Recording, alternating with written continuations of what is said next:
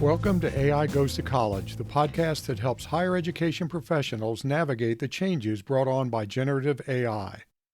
I'm Dr. Craig Van Slyke, and I host the podcast along with friend, colleague, and co-host Dr. Robert E. Crossler. Combined, Rob and I have over 40 years of experience in higher education, serving in roles ranging from adjunct faculty to dean. We're here to help you figure out what in the world's going on with generative AI and, more importantly, what you can do about it. Welcome to another episode of AI Goes to College. I'm Craig Van Slyke, one of your co-hosts, and I'm joined by my friend and colleague, Dr. Robert E. Crossler, and we're going to talk to you about a couple of interesting things. We're going to start off by talking about Google's NotebookLM. If you have not heard of this or used it, you're in for some interesting insights. And then we're going to share our personal AI toolkits. What is it that we use, and why do we use each one? So let me start out by talking a little bit about what NotebookLM is. And so this is, we'll put a link in the show notes. It's kind of a mini retrieval augmented generation system, which is a fancy way of saying you can upload documents, links to Google Docs, links to web pages, and Notebook will answer questions or create things based on that content that you uploaded. So that may not sound like a big deal, but it is a huge deal. You can upload up to 50 documents into Notebook. I don't think I've gone more than about 6 or 8. But then when it creates things based on those documents. Well, Rob, have you been using this at all? Yeah, I've used it in my doctoral seminar. It's been the primary place I've been using it, and it's been pretty neat. It does a really great job of taking what you upload to it and letting you ask questions of it. We started in the doctoral seminar I was teaching, having the students do 2 different things. One, they read all of the readings for the week and summarized it, did their own assessment of the articles. Sure, they did. Mostly read all of them, yeah. And then they started asking Notebook questions of the papers that they had read and they'd done their own summaries of. And what they told me is they really appreciated it because it gave them more confidence that the assessment that they did was correct. So they ultimately, felt when they came to class that they were verifying for themselves that they knew they had done a good job in preparing for the class. The following week, I had them upload the documents first and ask questions of the documents first, and then read the papers. And they actually found that less helpful because what that did for them was, in some ways, what they're going to assess from the papers, it had already done it, and so they've maybe found themselves a little less critical of the information it was giving them because they trusted it from the week prior. So I want to drill down on that a little bit. I think that's an absolutely critical difference because as teachers, as professors, we want to encourage our students to use generative AI to supplement their learning, not replace their learning. And if I could kind of summarize the 2 experiences, in the first scenario, they had done the work of learning. And then it was just confirmation. It was like they all went out and had a beer, had a cup of coffee, and started talking about the papers. And, oh, wait, you got this out of it? Well, I got that out of it. And it was kind of simulating a little bit of that sort of a conversation.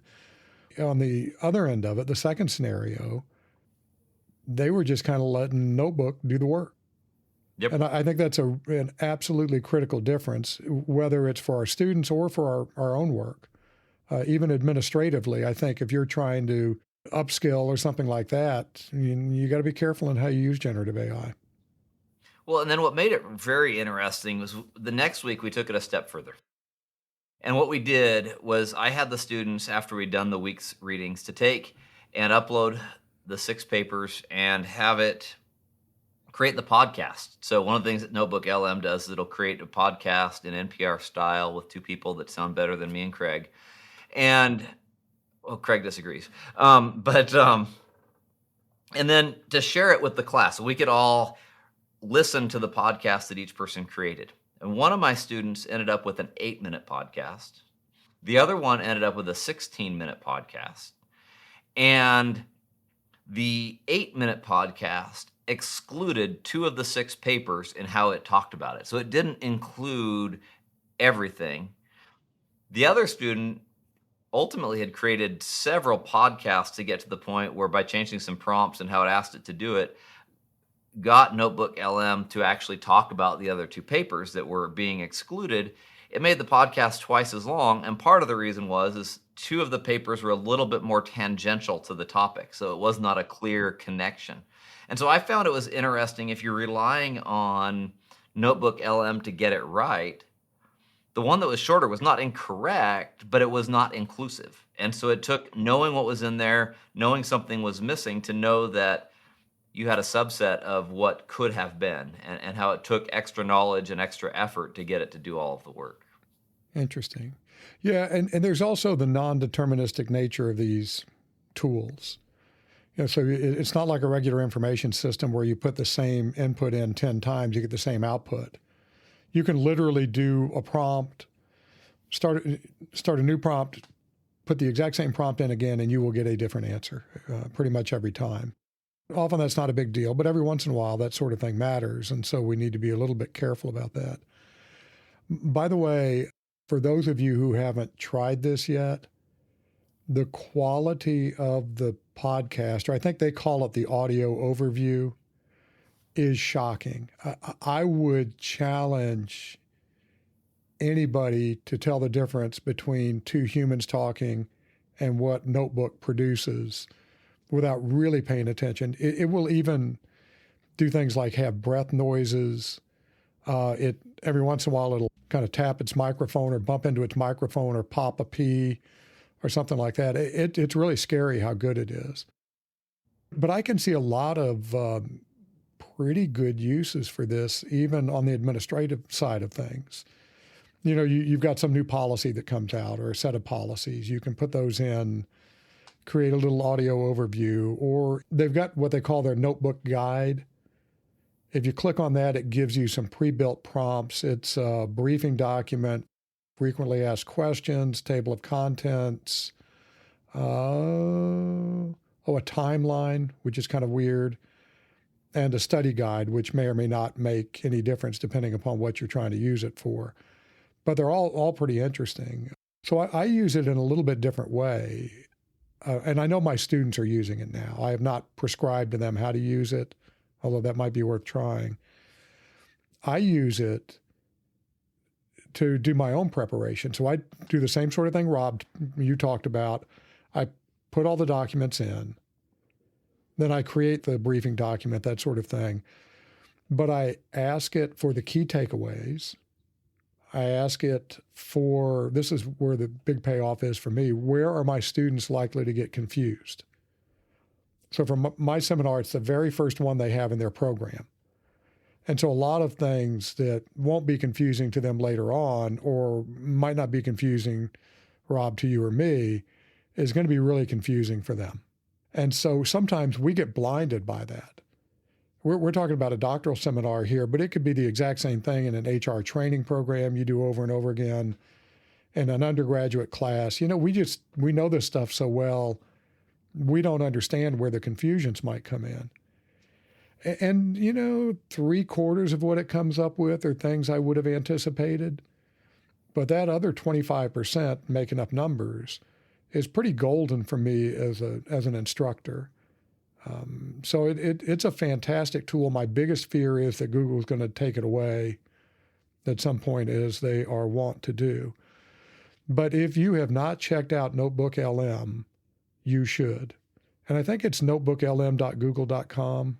I think that's it. That is it. But we'll have a link in the show notes. Rob, I'm even using this, playing around with my kind of philosophy podcast, Live Well and Flourish, which is available at livewellandflourish.com. I took some episodes I did on self-leadership and put the scripts in, and then ask it to create some documents and to create a podcast. based on that set of scripts. So I'm kind of playing around with that as well. So I think it's a fantastic tool, one that deserves a lot more attention than it's gotten. Although in the last 2 or 3 weeks, there's been a lot of buzz about it. I've also heard, Craig, to expect some more things coming from NotebookLM. One of which is being able to create audiobooks instead of kind of the podcast sort of approach. And also some of the issues, the limitations I mentioned of some of the papers, some of the what you've uploaded being ignored as part of the audio overview, that they're going to make some tweaks and that stuff is just going to get fixed behind the scenes. So they're continually tweaking this, trying to make it better. So I expect we're going to see something improving in it very, very soon. And I hope they give us some settings for the audio overview. Like I could see if you've got 4 articles that are all kind of on the same topic and then 2 outliers, I might want a podcast just on the 4 main articles. The other thing I forgot to mention that I have it do is my students have to write a synthesis paper each week. And it's a struggle sometimes because they want to summarize, although they're pretty good at synthesizing. Well, I ask it to write the synthesis paper just to see what it'll come up with. I give it the parameters for the assignment and just kind of see what it'll do. It's usually pretty good. All right. So again, if you haven't checked out NotebookLM, you ought to. It's really easy to use. I mean, you don't have to do much prompt engineering to get the basics out of it. So I would, for the 4th time, encourage you to check it out. So that leads us into our second topic, our personal AI toolkits. And we both use NotebookLM, so that's one of them. But what else do you use, Rob? As I've mentioned in previous podcasts, I still am playing with Copilot. It's doing a lot for me that works really well. I'm giving a keynote speech later this week on generative AI in the academic space in Africa. And I didn't quite know what that outline needed to look like. And Copilot created right in Microsoft Word for me an outline that I go through, and it's like, yeah, that hits what I think the topics should be, and now I'm filling in the blanks with some of my own research and work to be able to give that. It's helpful in, again, communicating, writing a lot of emails and various things of that nature. But one of the things that I found that it's not as great with, and we were playing with some analysis of some data and trying to have Copilot take the data we'd given it and do some of this text and summarize and put things in different buckets, and didn't like the results. They just felt like their surface level, it wasn't as good, and the iteration didn't seem to remember what it had done. And so we went into ChatGPT and did the same thing there and found it did better. And so there's certain tasks where when I'm really wanting to iterate on data that I've given it, that I'm playing with, is it ChatGPT, is it Claude? And they both operate just a little bit differently, and I'm not sure which one is better than the other. And I think it goes back to I would be fine probably if I just picked one and went with it. Copilot's funny because its superpower is that it's embedded in the Office apps. And Google's got something kind of similar with Google Docs. So it wouldn't surprise me if it's a little bit handcuffed versus just using ChatGPT. I actually had a breakthrough with Copilot. So I have not been a fan. Okay, so you weren't a fan, but you're now a fan? Did something change? Well, I'm still not sure I'd go all the way to fandom, but I'm not utterly disgusted with it. What I've wanted it to do is I want to be able to upload a document and have it create a draft of a PowerPoint. I think we've talked about this before, and I've tried some various solutions, none of which were great, but I could never get it to work. And then finally, this is a little tip that maybe everybody else already knew, but I didn't. I created a blank presentation, stored it in the same OneDrive folder as the document I wanted to do a slide deck for. All of a sudden it worked. And it worked fine. It was okay. I mean, I think it probably got me, I was just playing around. It wasn't something I actually had to give a talk on, but I think I probably got 50, 60% of the way there, which is pretty good. I mean, I'll take that all day long. The design was kind of crappy, but that's easy to fix. Mm-hmm. I was okay with it. I also had it I asked it to explain how large language models work, and it was okay.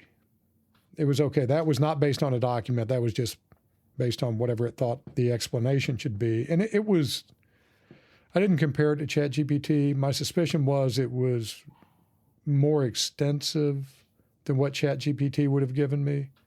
Plus, it already had the slides, And the which was slides are kind of formatted, nice. aren't they? I mean, have you seen that where it formats them, makes them look nice? You don't have to spend a lot of time on all that? Yeah, I was not overly pleased with the format. Like the text was way too small and the slides were way too wordy. But that's that's easy enough to fix. So that's not that big a deal. But what was interesting is I didn't use any of the slides, but it kind of gave me a little bit of a different view of how I could talk about large language models to. I'm giving a talk to our college's doctoral students tomorrow to kind of, here's a good way to explain it to them. If you ask me, you've got $20 a month, do you want to put it into Copilot or do you want to put it into ChatGPT or Claude? Copilot would not be a good day for Copilot. It would be way down on my list, but I can see the value in it now more than I could before. Yeah, and where I've seen the most excitement about Copilot is when I talk to the administrative assistants in our college. They are excited about some of the efficiencies that they think they'll probably be able to get with that, because we're still in the let's evaluate it and make sure we're going to get it mode, and I think we are. But the people who don't have it want it, that spend a good portion of their day dealing with Word and dealing with Excel and PowerPoints and those sorts of things. Yeah, and we have to keep in mind that we're still in early days. This hasn't been out that long. Matter of fact, I think they just released an update to Copilot in the last couple of weeks. And so it's going to get better. And I'm sure that at some point in the not too distant future, it'll be pretty useful. Anything else on Copilot? No? All right. Well, let's talk about ChatGPT and Claude, because you said, if I heard you correctly, you're still not sure which one of those would be your go-to. Why is that? They both have value and do things a little bit differently, and I don't know that one's better than the other. They're just different, right? Whether it's the voice it uses, the details they pick up on and hang on to, they're both about the same speed, and so I'm not sure that one's better than the other. And so most of the time I default to ChatGPT because that was the first one I've used. I haven't seen that Claude has pushed it out of the way in my experience using it. I find Claude a little bit better than ChatGPT on a lot of things, but not enough to where I've given up ChatGPT. So let me tell you where I kind of use one over the other. So generally, if I want to create something, we talked about this before, I kind of like Claude because it will give you that artifact view on one half of the screen, and then you've got your chat on the other half. OpenAI just released the same sort of thing for ChatGPT, although the name of they gave it is escaping me at the moment. It has not worked as well for me, but it's okay. It's okay. So I still default to Claude for that. I also think that Claude gives me some better answers sometimes. But ChatGPT just added a new model, actually two new models, O1 and then whatever their O1 Mini or something like that. I really should have checked all these names before we jumped online.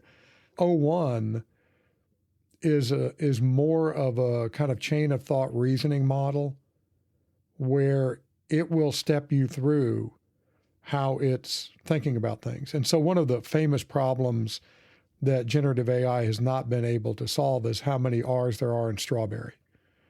So that's almost a meme. Could never get that right. Well, O1 does.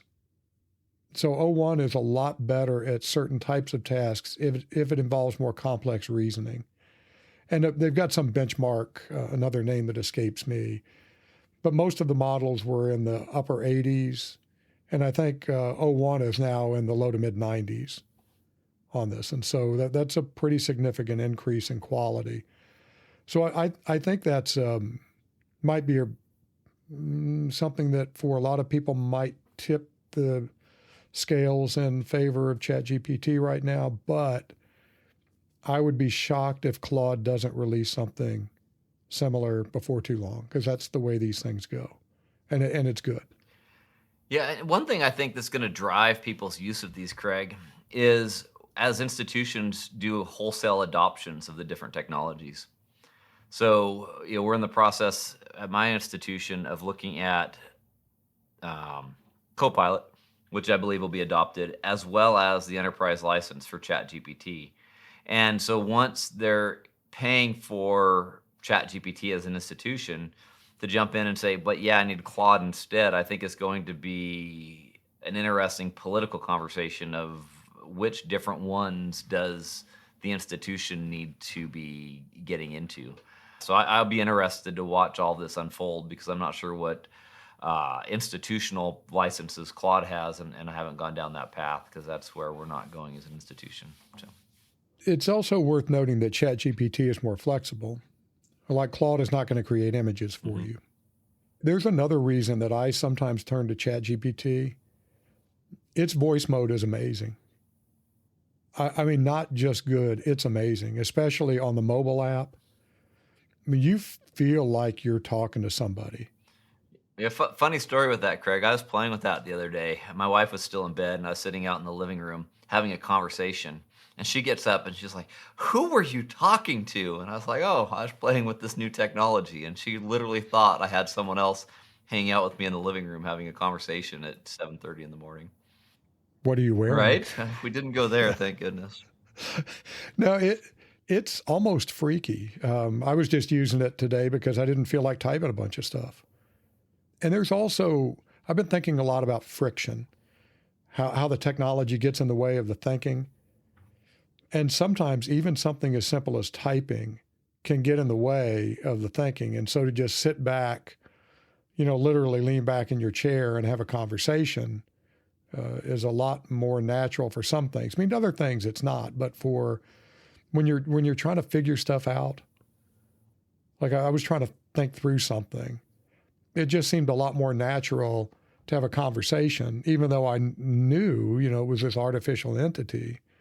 But it doesn't seem that way. And that was on the Mac version. It's borderline freaky on the mobile version. So, Craig, when you do that, does it give you a summary of the conversation later on? Or do you have to remember, if you talk to it for half an hour about a thing as you process through, did you have to remember the conclusions you came to? Well, it gives you a transcript. But that's actually a really interesting question, because one of the things I often do and did in this instance is I ask it to summarize the conversation. And so you found that helpful? Did that give you a nice takeaway to have later on? Yeah, it did. It did. And it gives you a transcript. So if you go back into your chat history, I don't think you can replay the audio, but you can read all of the chat, that you had. And so, you can go back and look at it just like you could any other chat. That might lead me to favor ChatGPT over Claude. But before we give the impression that those are the only two, Gemini is quite good at certain things. And we've talked about that before. Gemini for tech support. I had tractor problems or lawnmower problems this weekend, and I need a battery for one of my, this is so sad. I've got a tractor, a garden tractor, and a zero-turn mower. And so the garden tractor, the battery's dead, and I need to get a new one. Well, I take a picture of the battery and say, what is this? There are different sizes, and I couldn't see where it said what size it was on the battery, and it says, oh, it's a U1L. Okay, well, that's what I'm going to order. And was it right? So it's great. It was right. Yeah, it was right. So it's really good at that kind of thing. We've talked about Excel functions, really quick stuff, especially if you need it to surf the web. And no surprise, it seems a lot better than that, than ChatGPT. Even though ChatGPT does have the ability to go out and search the web, it doesn't seem to work nearly as well as it does with Gemini. I think most people would be perfectly fine with the free versions of all three of these tools. Yeah, and that's what I hope, Craig, is the free version is going to stay usable. My great fear is this turns into the world of all the streaming channels I pay for, and a death by 1,000 subscriptions. Are we going to get hooked into using these different technologies and all of a sudden find ourselves shelling out, $100 a month for all the different things because they all are better at one thing than another thing? So definitely worth paying attention to. Is the value add from adding one more really worthwhile if we get into a world of everything requires a subscription. Well, and so I think you're right. And so I think for most people right now, I would either get Poe.com, which is one of my favorites because of its flexibility. And we talked about that in an earlier episode. Poe gives you access to a bunch of different models. Or just choose ChatGPT or Claude. Play with the free versions of both. Pick one if you want to start paying and use that one. Because I don't think it's almost like, God, this could get me shot down here. You know, a Ram versus a Chevy versus a Ford pickup truck. Does it really matter? Yeah, one's better at this and others better at that, but they're all going to haul hay for you and pull a trailer and do all that kind of stuff. So just pick one. But I would also use Gemini.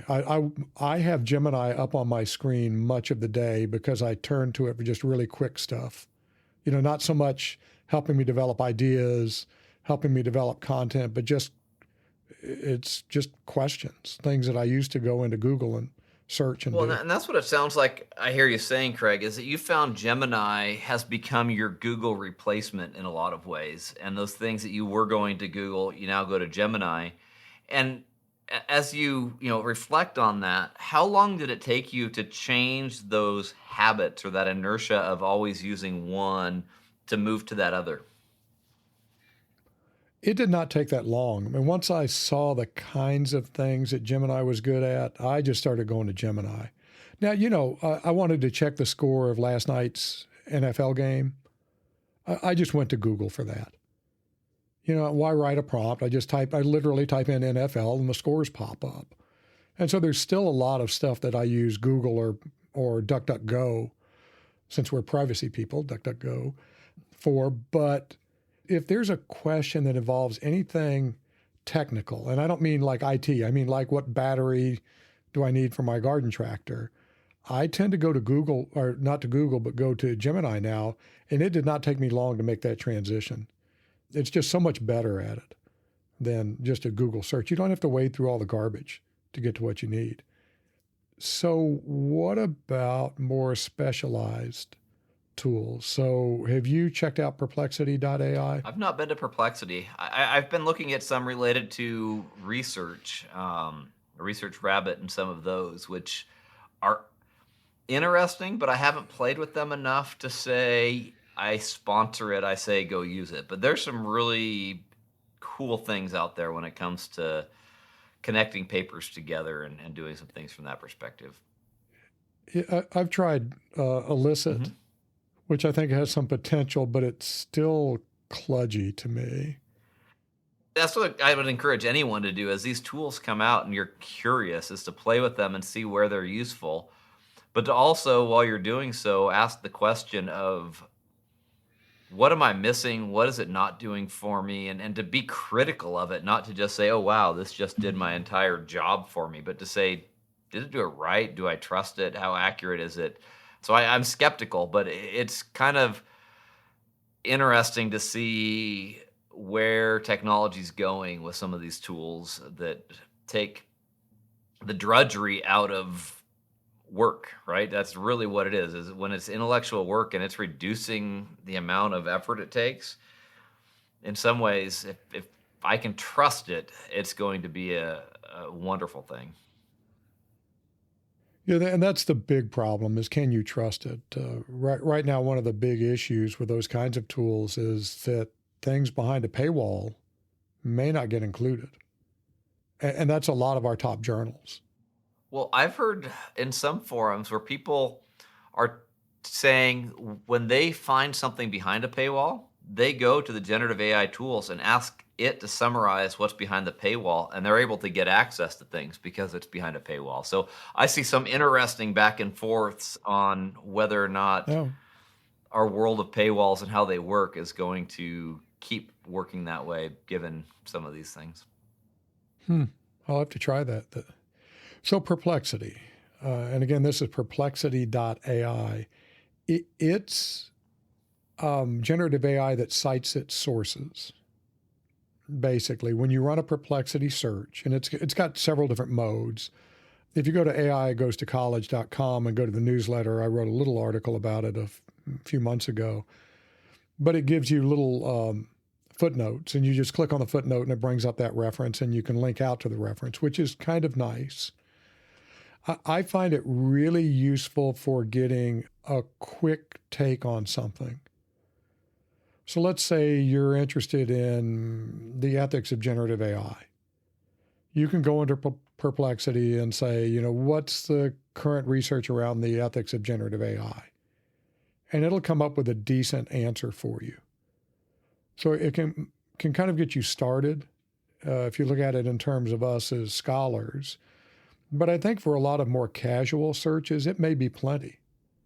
And it has different modes. It'll search the whole web. It'll just search academic sources. There are 2 or 3 different, I don't know, maybe 6 different modes that it's got, something like that. It's pretty good. So that's another one. If you haven't checked it out, check it out. And the best way to describe it is it's generative AI that cites its sources. And then there's a similar tool called consensus.app. And like Perplexity, Consensus will kind of cite its sources, but it will also, if you ask it a yes or no question, it will give you a consensus meter. And it'll say 67%, let's say, do retention programs work for retaining undergrads? Well, it'll go through and it'll say, 60% of the studies that we found said yes, 30% said no, and 10% had mixed results or something like that. And it's pretty interesting. Again, I don't know that I would 100% test it, but for a lot of things, that might be good enough. So Craig, when you run a query like that, does it give you some links to places where they would be in favor and not in favor, so you can go and read those studies and make up your own opinion? It does. So it gives you a whole list of the studies, and then it'll show you kind of red, green, or yellow. Red if it was no, green if it was yes, and then yellow or orange or something if it was unclear. And then you click and you can read those studies for yourself. And you can also ask it non-yes, no questions. Then you don't get the consensus, but you get some results that are kind of similar to Perplexity. Perplexity and Consensus both have free tiers. So again, I would check it out and see which one kind of seems useful to you. But I use Perplexity a lot more than I use Consensus. But for certain types of things, especially those yes, no, Consensus is pretty interesting. So anything else that you use? I've got one more kind of specialized tool. I've played around with a lot, but I wouldn't say they are things that I would use. So why don't you tell us about what your specialized one is, Craig? That'd be a good note to end on today.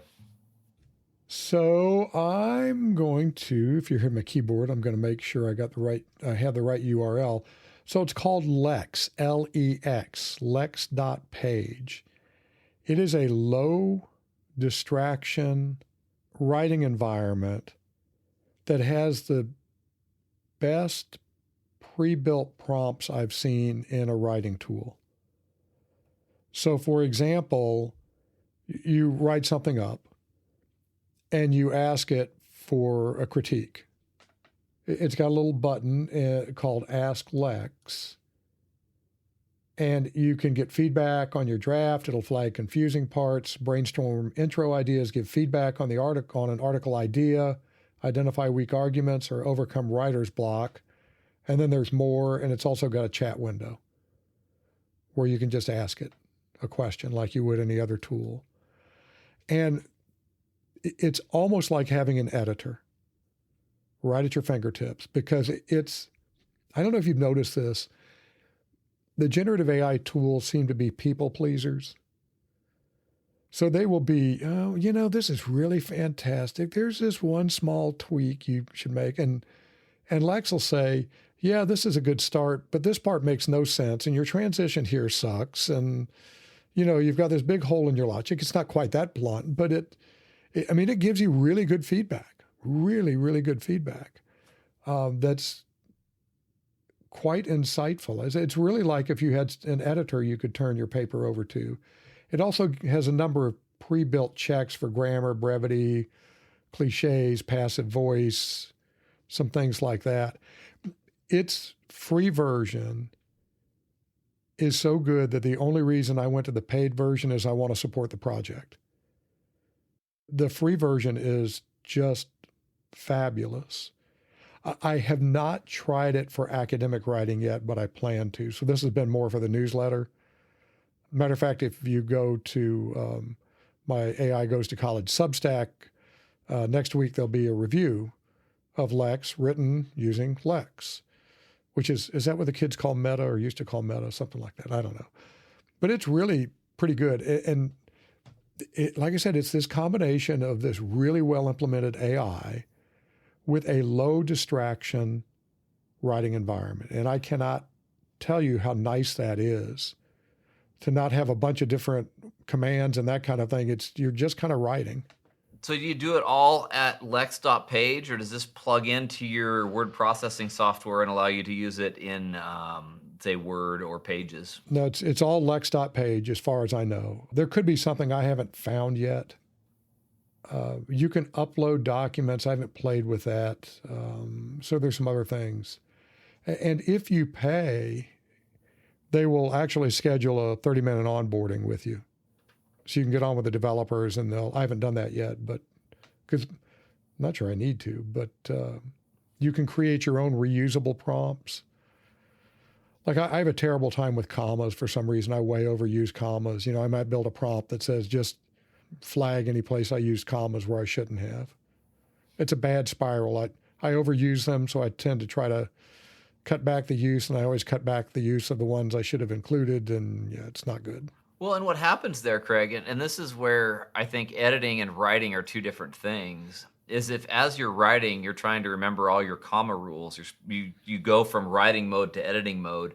And oftentimes I find that's what causes writer's block, is I'm too focused on the editing part of it that I don't write well.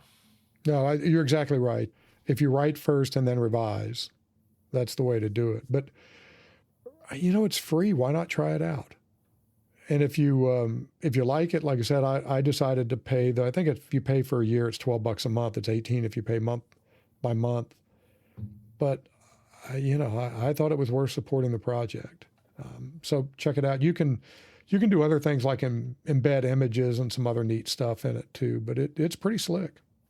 Cool. I'll have to check that out. All right. Any final words? Final thoughts?